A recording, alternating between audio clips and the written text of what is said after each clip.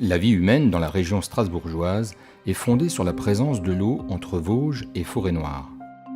Située entre 0 et 30 mètres, la nappe phréatique alsacienne est la plus grande d'Europe. Elle couvre plus de 80% des besoins en eau potable et permet des écosystèmes singuliers. En relation avec les 7875 km de cours d'eau, la nappe est sensible aux pollutions, qu'elles soient d'origine industrielle, agricole ou domestique. Aussi, l'Alsace se développe, d'où le besoin d'organiser l'usage du sol entre habitat, nature, agriculture et industrie, et même de l'arbitrer. L'AUAS, l'Agence d'urbanisme de l'agglomération strasbourgeoise, est née en 1967 par un accord entre État, Région Alsace, département du Bas-Rhin et communauté urbaine de Strasbourg pour construire le premier schéma d'aménagement du territoire. 6 ans d'expertise et d'animation du débat pour aider la décision des élus. Depuis, l'AUAS, devenue l'ADEUS, accompagne les collectivités dans tous les domaines de l'aménagement. Elle a développé ses partenariats et cherche des solutions aux défis de chaque époque, tout en tenant compte des aspirations des populations. Le rôle des agences, c'est un peu nos jumelles. Elles nous permettent de voir plus loin, de mieux comprendre l'ensemble des processus. Par conséquent, les territoires, sans les agences, sont aveugles. On aura de plus en plus dans les agences le rôle d'observatoire, d'une part, mais aussi un rôle prospectif et surtout un rôle de transversalité avec l'ensemble des acteurs. Ce sont des plateformes qui sont uniques à l'échelle des territoires pour permettre de rassembler chacun autour d'une même idée. Organiser une relation entre les hommes et la planète n'a fait que se complexifier. Avec l'évolution de l'opinion publique, les arbitrages ont pris la forme des accords de Kyoto, du Grenelle de l'environnement et de lois qui contraignent nos façons de vivre. Écologues, ingénieurs, sociologues, architectes, spécialistes de la réglementation présents à l'agence sont ensemble mobilisés pour aider les élus à décider des orientations qui impacteront la vie des gens sur plusieurs générations. Analyser les paysages, dessiner les trames vertes et bleues, inclure la transition énergétique dans les documents d'urbanisme. On va changer complètement notre approche à cause du changement climatique, à la fois de l'habitat, de l'organisation urbaine, de la proximité des services. Bref, il faut inventer une ville nouvelle. Et donc c'est le rendez-vous en fait que je peux formuler pour l'agence d'urbanisme de Strasbourg, qui apporte beaucoup de participation, de contribution à ce débat sur la métropole de demain. C'est vraiment de nous aider à avoir la maîtrise de ce double mécanisme des métropoles, mais en même temps aussi dans la perspective de la réduction de notre empreinte carbone et de la réduction des pollutions, notamment atmosphériques. Il faut penser la ville autrement. Depuis la période d'Argentoratum, quand les modes de vie changent, la ville aussi. Les technologies et le numérique ont transformé nos vies et réorganisé la planète en grands bassins de vie métropolitains qui agglomèrent grandes et petites villes, campagnes urbaines et villages.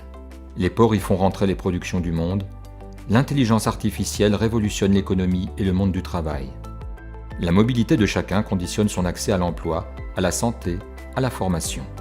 Pour la plupart des habitants, le rêve de la maison en ville proche des services remplace celui de la maison au fond des bois. Pour la première fois dans l'humanité, 4 générations se côtoient et la question inédite de leur vivre ensemble émerge. Connaître le territoire, connaître la façon dont les gens y vivent, c'est extrêmement important pour répondre aux besoins. Et aujourd'hui, avec l'open data, les agences doivent jouer un rôle justement pour peut-être faciliter la mise en œuvre de territoires intelligents qui vont permettre de réinventer des services publics plus adaptés aux vrais besoins et plus adaptés également aux attentes et à l'élaboration desquels les particuliers pourront participer. Alors depuis 1967, l'agence a eu 16 présidents.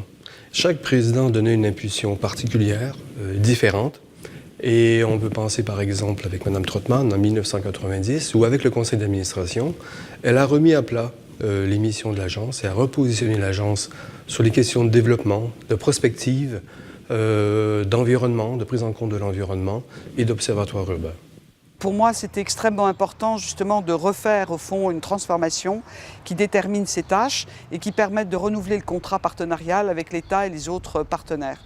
Nous l'avons ouverte à Kehl et au service d'urbanisme de Kehl pour en faire vraiment un outil transfrontalier.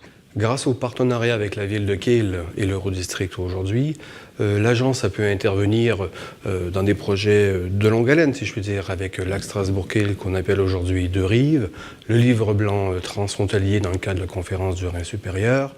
le jardin des deux rives. Par la suite, on aborde aussi le projet métropolitain Strasbourg-Ortonneau. Et aujourd'hui, on travaille avec la Maison de l'Emploi, par exemple, sur la question de GPECT transfrontalière. Les évolutions de périmètre des intercommunalités, de la grande région, l'affirmation des métropoles, le positionnement spécifique transfrontalier qui est le nôtre, nous oblige à repenser les alliances des territoires à 3 échelles. D'abord, le lien entre l'urbain et le rural.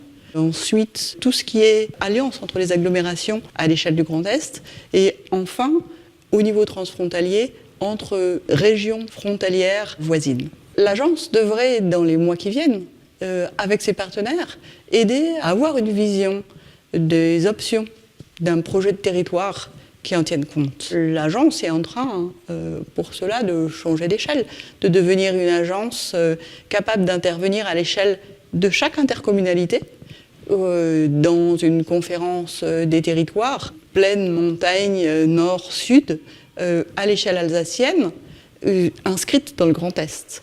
Et pour cela, l'agence est en train d'apprendre à travailler en réseau avec les 6 autres agences de la région Grand Est, et particulièrement avec celle de Mulhouse.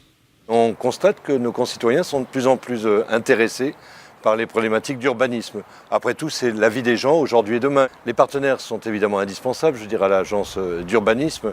Et la capacité de l'agence, c'est d'être cette plateforme qui permette effectivement cet échange le plus large possible, sans tabou, sans réserve, sans esprit politicien, ce qui autorise, je dirais, d'avoir un débat franc, massif et intelligent sur l'ensemble des points liés à l'urbanisme du territoire.